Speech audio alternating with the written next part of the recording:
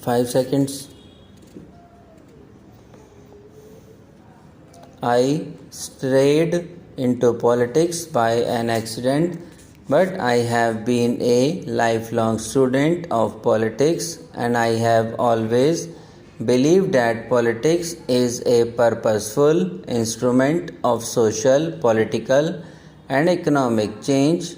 Politics, which departs from that path and becomes a servant of narrow, parochial, silly things, loses its wider societal role.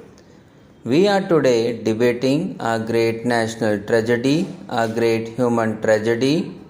This is not an issue which should divide this House. This is not an issue where partisan politics should have an upper hand in analyzing those traumatic events of 1984, the death of a Prime Minister, a revered and beloved leader of our country in her own courtyards by two bodyguards, and this whole mass tragedy that befell Delhi and other cities. Our collective effort has to be to find pathways where we ensure that such tragedies, whether in Delhi or Gujarat, never again take place in our country. Therefore, I am not standing before this House to score any partisan points. What happened in 1984 was a grim national tragedy and it brought us all to shame. Both the assassination of Srimati Indira Gandhi and subsequent events leading to anti-Sikh riots and all those ghastly happenings should have never happened. They are blots on our national conscience. On this, there is no difference of opinion on any side, but the question arises, where do we get from here?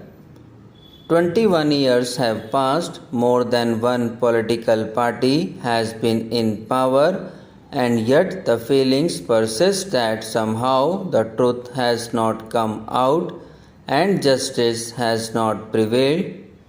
Therefore, it is our collective responsibility to find ways and means where we could accelerate the processes which would give out people a feeling that they do appreciate justice in this massive state of India.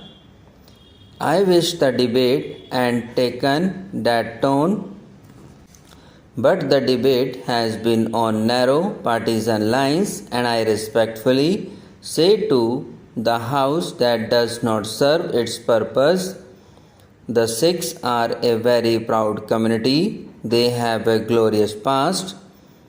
Our gurus have bequeathed to us a living philosophy which is more relevant today than it ever was. That the Sikhs have made a phenomenal contribution to our freedom struggle is also known.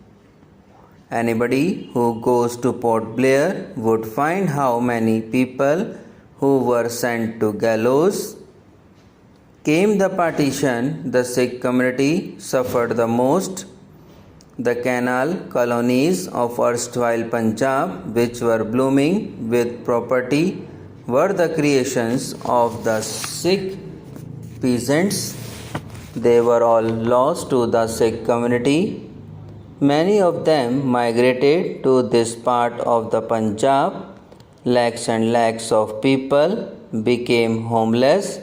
I have seen people seeing their daughters, their children being killed before their very eyes in those ghastly days of the partition.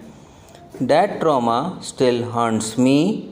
It is a credit to the Sikh community that did not allow that tragedy to depress them. Then came the independence of India, and there arose a new Punjab on the ashes of old. When the history of that period is written, the making of the new Punjab, the role of two individuals will shine in the annals of history. That was Jawaharlal Nehru and Sardar Pratap Singh Karon. What Punjab is today is largely the creation of these two great men of our country. I do not want to score debating points against my friends in the Akali Dal, and I say to them with all respect, while they were all agitating to divide Punjab, the Punjab government, inspired by Jawaharlal Nehru and with people like Sardar Pratap Singh Caro at their help, wrote a glorious chapter in the history of Punjab. The Green Revolution is the creation of Pandit Jawaharlal Nehru, late Shrimati Indira Gandhi, and Sardar Pratap Singh Caro in Punjab. If we are trying to drive a gap between the Sikh community and the Congress party, we must never forget that fact.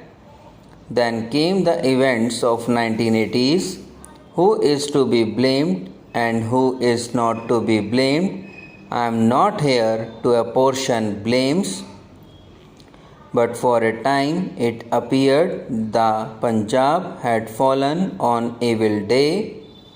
We saw that period when serious attempts were made to divert the attention of this brave community, which has contributed so much to the development of our country, which even to this day defends many of our national frontiers that are on the borders.